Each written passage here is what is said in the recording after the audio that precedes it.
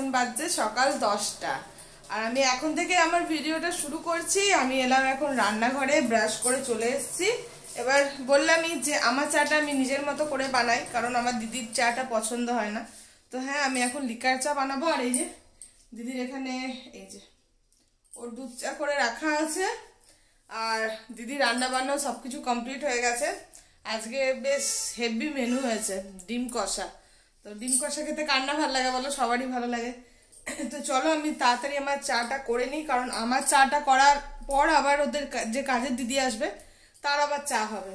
তো চলো চাটা করে নিই, তারপরে খাবার দাবার খাই, ব্রেকফাস্ট করি, অনেকটাই বেলা হয়ে গেছে।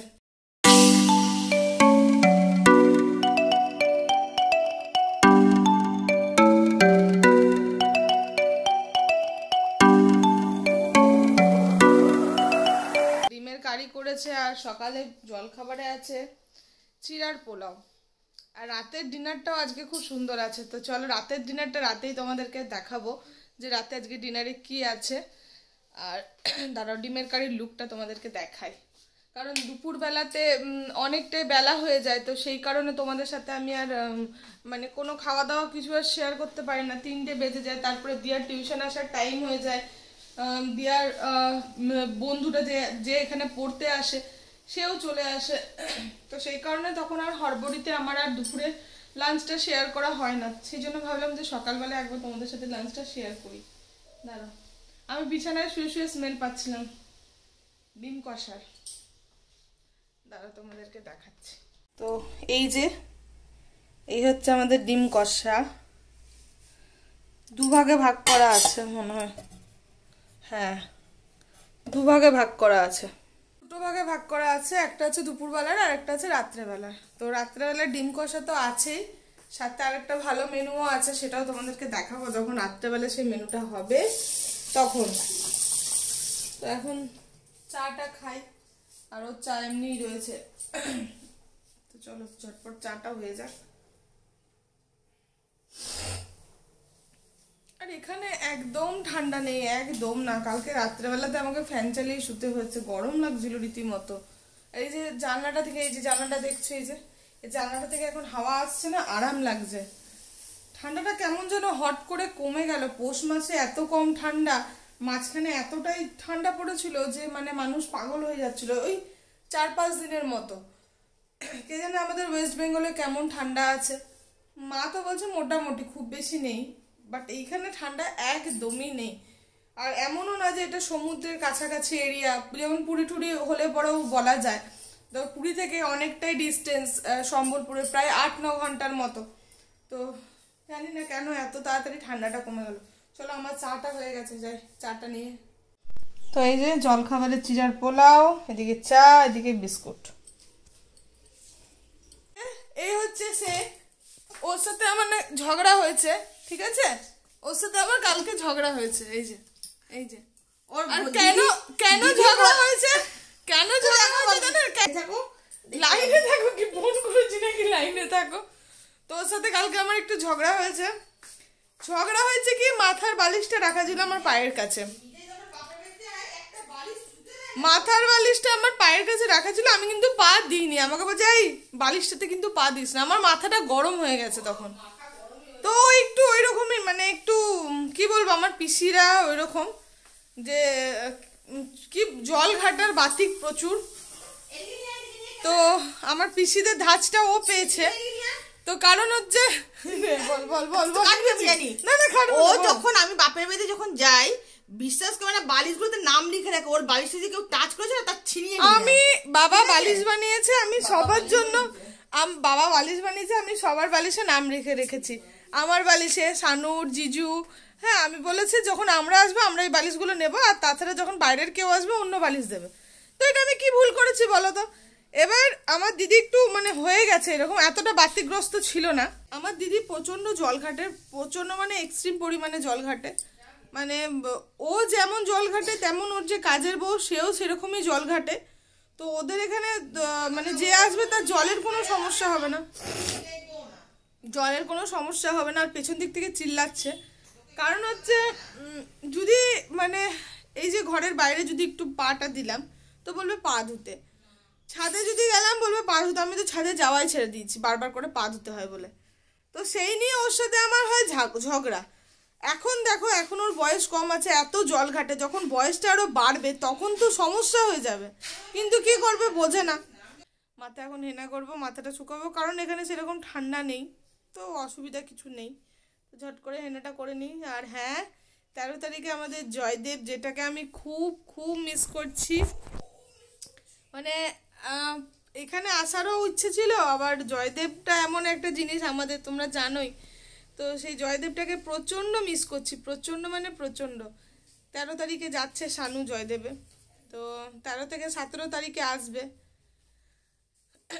এই কটা দিন আমিও জয়দেবে খুব মজা করি, খুব ভালো লাগে ওইখানে। আসলে ঠাকুরের ওই জায়গাটাতে, মানে ওই বছরে ওই 4টা দিন যে কিভাবে পেরোয় সেটা বোঝা যায় না। আর ওই বছরে 4টা দিনের জন্য আমরা সারাটা বছর অপেক্ষা করে থাকি। তো এখন মনে হচ্ছে যে আমি জয়দেবটা করে তারপরে যদি আমি এখানে আসতাম তাহলে হয়তো ভালো হতো, কিন্তু না, হয়তো ঠাকুরের এবার আমার ওইখানে আমাকে নিয়ে যাওয়ার ইচ্ছা নেই। টানার, যেখানে দেখবে যে ঠাকুর যে জায়গায় না টানে সে জায়গায় তুমি কখনো তুমি যেতে পারবে না। তো হয়তো এবার ঠাকুর চাননি, এই জন্য আমি আজ সম্বলপুরে এখানে আছি, আমি যাইনি জয়দেব। কিন্তু মানে জয়দেবটা এমন একটা সময় যে শানু যেখানেই থাকুক, যেরকম কন্ডিশন হোক, বিয়ে বাড়ি হোক, বাইরে কোথায় হোক, বা কিছু হোক, জয়দেবও যাবেই। তো এইরকম একটা ব্যাপার আমাদের ফ্যামিলিতে। মেয়েদের হয়তো কখনো কখনো মিস হয়ে যায়, কারণ অনেক কিছু প্রবলেম, অনেক কিছু রিজন থাকে যে কারণে মেয়েদের মিস হয়ে যায়, বাট শানুর ক্ষেত্রে কিন্তু মিস হয় না, বাবার ক্ষেত্রেও মিস হয় না। তো কিছু করার নেই, এবার কপালে নেই জয়দেব যাওয়া। চলো, অনেক বকবক করে নিলাম, এবার আমি খাবারটা খাই।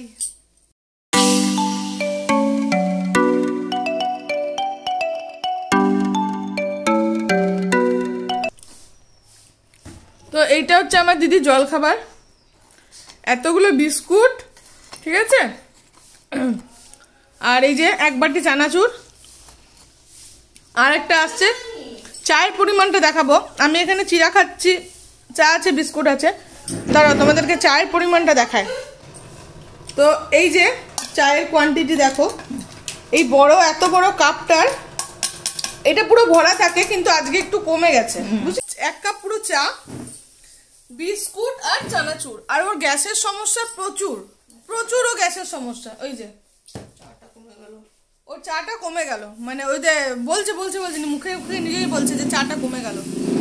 তো যেই মানুষের গ্যাসের সমস্যা তোমরা বলো, সেই মানুষ যদি এই ব্রেকফাস্ট করে, সেই মানুষ যদি এরকম ব্রেকফাস্ট করে, সেই মানুষের গ্যাসের সমস্যা কোনো দিনও কমতে পারে না। তো এই যে 1 কাপ চা, কেন তোমার মুড়িও তো খেতে পারো, কিন্তু না, চিরা খাবে না। যাই হোক, ওর শরীর ও বুঝবে, আর বেশি কি যদি প্রবলেম হয় তাহলে আমার জিজুর হবে। নির্লজ্জর মতো খেয়ে যাচ্ছে। তো চলো আমি খেয়ে নিই, আমার চাটা ঠান্ডা হয়ে গেল।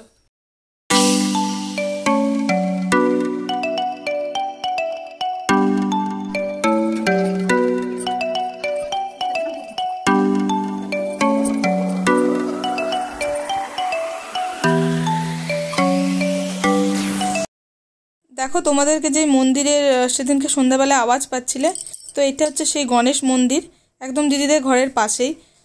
খুব সুন্দর মন্দিরের ভেতরটা, নতুন করেছে, দেখতে খুব ভাল লাগে। যাওয়া হয়নি, একদিন সন্ধ্যা আরতি দেখতে যাব। তো স্নান টান হয়ে গেছে কমপ্লিট, এবার যাই পুজো করব। আজকে একটু চান করতে বেলা হয়ে গেছে, 2টোর কাছাকাছি হয়ে গেছে। অন্যদিন তাড়াতাড়ি করে নিই, কিন্তু মানে আসার পরে না আমি সকালে 2 দিন স্নান করেছিলাম, বাট বুঝতেই পারছো যে জল চেঞ্জ হয়েছিল, সেই কারণে মানে আমার ঠান্ডা লেগে গেছিল, তো বেশ কাশি হচ্ছিল, কিন্তু দিদি তুলসী দিয়েছিল বলে ঠিক হয়ে গেছে।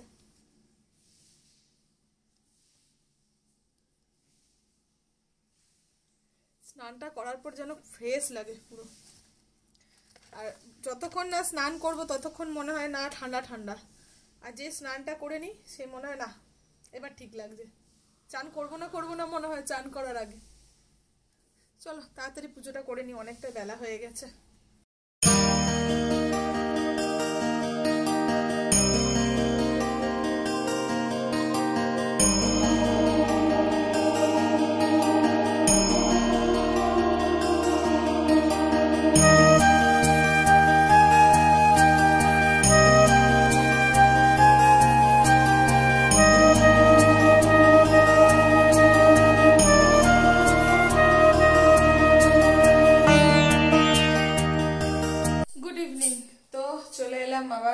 সন্ধ্যাবেলায় চোখ মুখটা দেখে মনে হচ্ছে ঘুমিয়েছি, বাট না, ঘুমাইনি।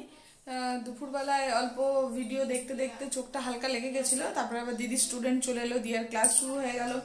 তো আর ভিডিওটার তখন আর কিছু কন্টিনিউ করিনি। তো এই জাস্ট উঠলাম, ভাবলাম একটু চা খাই। এই যে চা বসিয়েছি, আমার জন্য বসিয়েছি, দিদি খাবে না।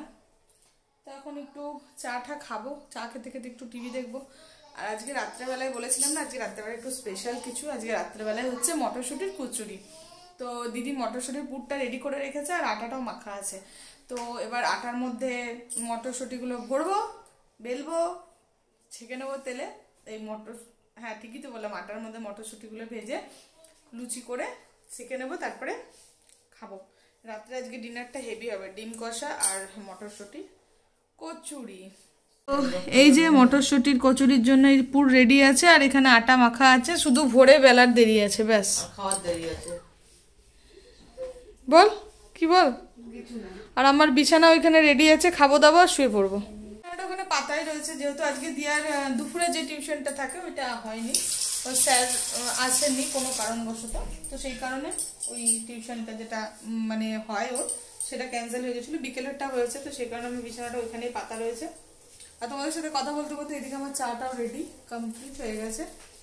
দিদির স্টুডেন্ট ওইদিকে চলে গেল দেখ।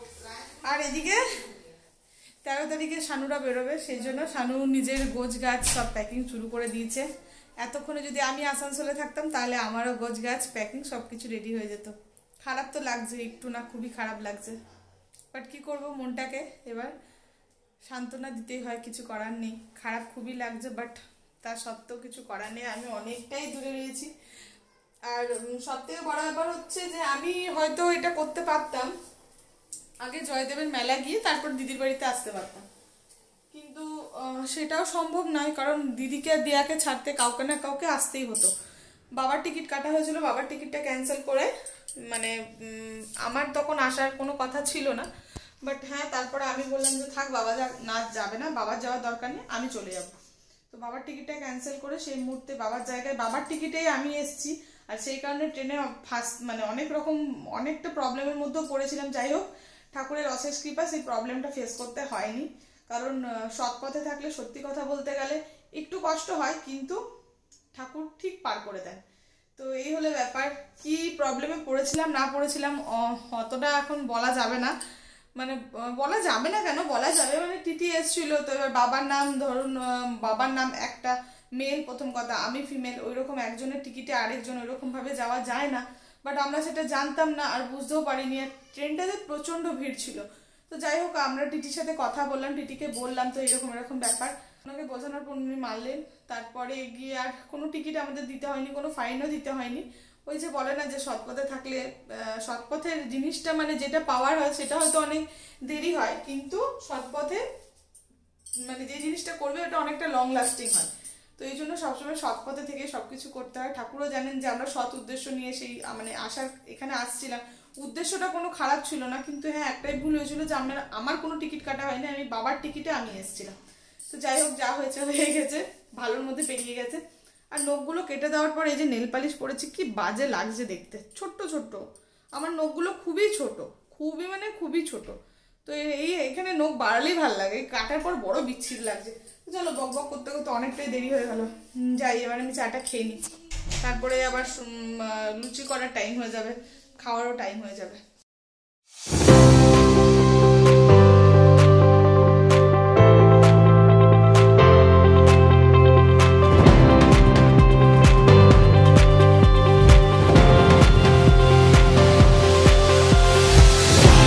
আমি এদিকে চাটা খেলাম, আর এই যে আমার দিদি খুব কাজ করছে, বেচারাকে আমি খাটিয়ে মারছি, সকালে এক যুদ্ধ হয়ে গেছে। তো এইদিকে দিদি এখন কি করছে জানো, দাঁড়াও তোমাদের ব্যাক ক্যামেরা করে দেখাই। তো এই যে দিদি এখন করছে, এটা হচ্ছে স্যান্ডউইচের ভেতরে যে স্টাফিং করে, ওই ভেতরের ওই স্টাফিং এর মশলাটা রেডি করছে। দেখো, এর মধ্যে গাজর আছে, মটরশুঁটি, ফুলকপি, বেশ ভালো লাগে খেতে। আগের দিন করেছিল একদিন, বেশ ভালো লাগছিল খেতে। তো আমি কালকে দিয়ার ছুটি আছে, কাল স্যাটারডে আছে, সানডেও ছুটি, আবার মানডেতেও ছুটি, 3 দিনই ছুটি আছে। তো কালকে যেহেতু দিয়ার ছুটি আছে সেই কারণে উঠতে একটু লেট হবে। আর এই স্টাফিংটা করে রাখলে কি হয়, তাড়াতাড়ি সুবিধা হয়। তো ওই জন্য ওইটা এখন করে রাখছে, তারপরে গিয়ে আমরা রাতের যে খাবার ডিনার আছে সেটা করব। তো চলো রাত্রে ডিনার করব, তখন তোমাদের সাথে আবার কথা হচ্ছে। তো যাই, এবার একটু রিলস করলাম। রিলস করার পর এবার যাই, এই যে রেডি হয়ে গেছে সব কিছু এখানে। এবার লুচির মধ্যে মটরশুঁটির পুরটা ভরে নিই, তারপর ঝটপট করে গরম গরম শাকবো আর খাবো। আর আজকে আমি টিপটা অনেকটা উঁচুতে পড়েছি, এই জায়গাটা টিপটা পড়ে না, এই জায়গাটা প্রচণ্ড চুলকায়, সে কারণে একটু উঁচুতে পড়েছি।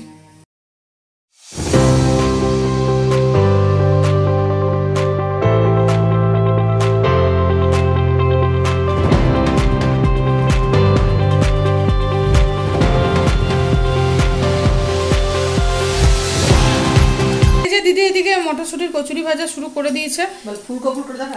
ফুলকো পুরো একদম কচুরি। ওইদিকে গামলাতে রাখা আছে, ওখানে প্লেটেও কিছুটা রাখা আছে, এখানে কিছুটা প্লেটে রাখা আছে।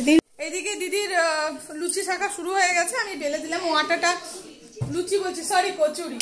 তো আমি দিদি আটাটা দুপুরবেলায় মেখে রেখেছিল, তো এখন আমি বেলে দিলাম। ও পুর বললো, আমার সাথে সাথে দুজনে মিলে পুরটা বললাম। হয়ে গেছে সব কিছু, এবার খেতে বসবো। কটা বাজতে চললো? 8:30 বাজতে চললো।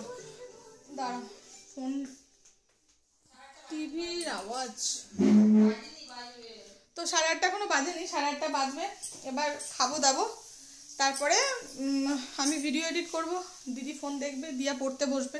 দিয়ার আবার 5 তারিখ থেকে এক্সাম শুরু, ফাইনাল এক্সাম, তো ওকেও পড়তে বসতে হবে। তো চলো, আজকে সারাদিন কি করলাম না করলাম সমস্তটাই তোমাদের সাথে শেয়ার করলাম। আর দিদির সাথে ঝগড়া একটু হয়েছিল, তো এটা কোনো ব্যাপার না, দিদি আর বোন ঝগড়া হতেই পারে। ঝগড়া দিদি আর বোনের মধ্যে হবে না তো কার মধ্যে হবে? আর আমার দিদির থেকে আমি অনেকটাই ছোট, কিন্তু মানে বরাবরই আমার দিদির সাথে আমার প্রচুর ঝামেলা হয়, প্রচুর ঝগড়া হয়। বিয়ের আগে তো মারামারি পর্যন্ত হতো, কিন্তু এখন যেহেতু বিয়েটা হয়ে গেছে আমার, তো সেই কারণে এখন মারামারিটা হয় না। কিন্তু হ্যাঁ, মুখে ঝগড়া প্রচুর চলে। ওই ঝগড়া হচ্ছে এই নিয়ে, ও বলে আমার এই জিনিসটা পা দিবি না, এই জিনিসটা হাত ধুয়েছো, এই নিয়ে কর, ওই নিয়ে কর। তো এই নিয়ে আমাদের টুকটাক লেগে থাকে। তো চলো, কিছু করার নেই, এটা লেগে থাকবে। আর এটা না থাকলে লাইফে মজা থাকে না। যেখানে ঝগড়া আছে সেখানেই ভালোবাসা আছে, ঝগড়া আছে বলে আমাদের মধ্যে মিল রয়েছে। তো চলো, আজকে সারাদিন কি করলাম না করলাম সমস্তটাই তোমাদের সাথে শেয়ার করলাম। যদি ভিডিওটা কোথাও কিছু ভালো লেগে থাকে, প্লিজ ভিডিওটাতে লাইক করো। আর এখনো পর্যন্ত যারা আমার এই চ্যানেলটা সাবস্ক্রাইব করোনি, প্লিজ আমার এই চ্যানেলটাকে সাবস্ক্রাইব করে দাও। তো আজকের মতো চলো, টাটা, গুড নাইট, সবাই ভালো থেকো, সুস্থ থেকো। আবার আসছি একটা নতুন ভিডিও নিয়ে তোমাদের সাথে।